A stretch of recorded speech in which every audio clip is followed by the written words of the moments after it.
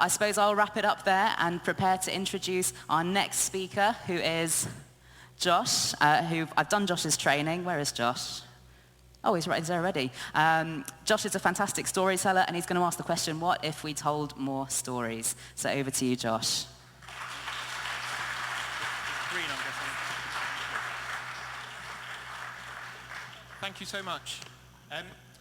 I'm going to start with a picture. Apologies, I'm not a photographer. Oh, that's probably better. I'm not a photographer, but I'd like you just to take a look at this picture and see, what does it say to you? What do you see there? I've replicated it 3 times just to fill the screen, but what is it? And I put that there because whatever we're met with in life, if it's people, if it's an object, if it's an idea, whatever it is, we always try and understand it in some way, work out its story and how it relates to our story, to our narrative, to our own life. So I'll come back to that in a bit. I won't spend, it's such a short amount of time up here, so I'm not going to tell you anything about myself. I'm just going to crack straight into the talk I was asked to do, which was, what if we tell more stories? And I thought, yeah, good question. What if we tell more stories? Although we kind of do it all the time.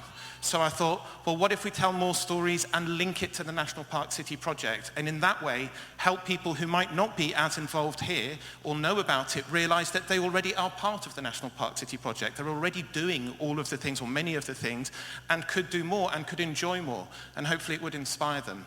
So I'm going to tell you about a project that my company, theWholeStory, ran to try and engage 900 9 to 11-year-olds with the National Park City project as part of the Ruskin exhibition at 2 Temple Place. I love working with 2 Temple Place. They've brought me in for the last 8 years. Well, they've done 8 exhibitions. And each time they say, you can do whatever you want, just make sure the kids are engaged. So it's a fantastic open space.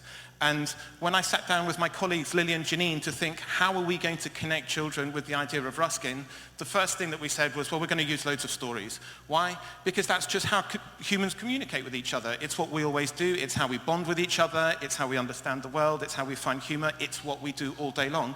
And it worked for the last 7. So we're going to do that. And then we looked at each other and I said, what's the next principle? And I said, me. I've got the next one. We're going to make it all about National Park City. And they said, well, why?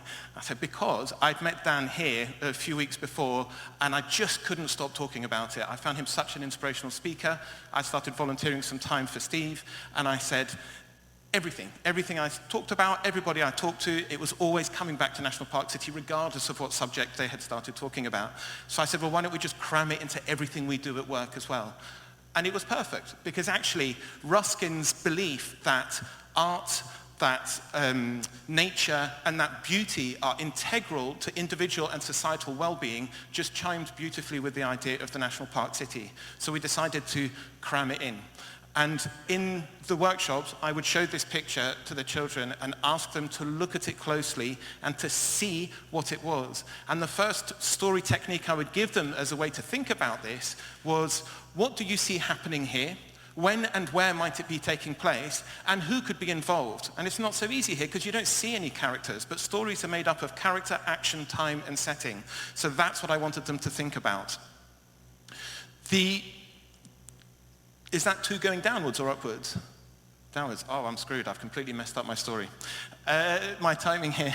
So I wanted them to take a good look at this and to find their connections. The second thing that I wanted them to think about was that stories take place on 3 scales. There's individual, there's community, and there's the biggest project, there's the context around it. So for them, I wanted them to think, how do they connect individually with everything that happens at the National Park City?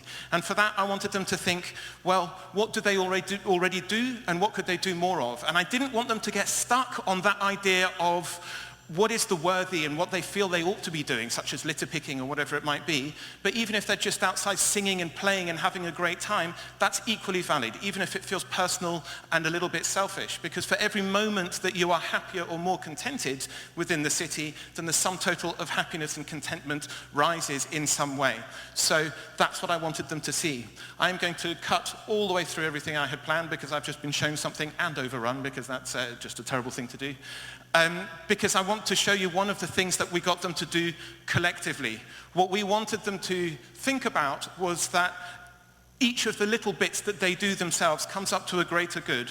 So we created an artwork where each of them thought of the things that they hate about London and how they could chuck them into the bin and relegate them and get rid of them forever, and then all the things that they found beautiful in London that they wanted more of.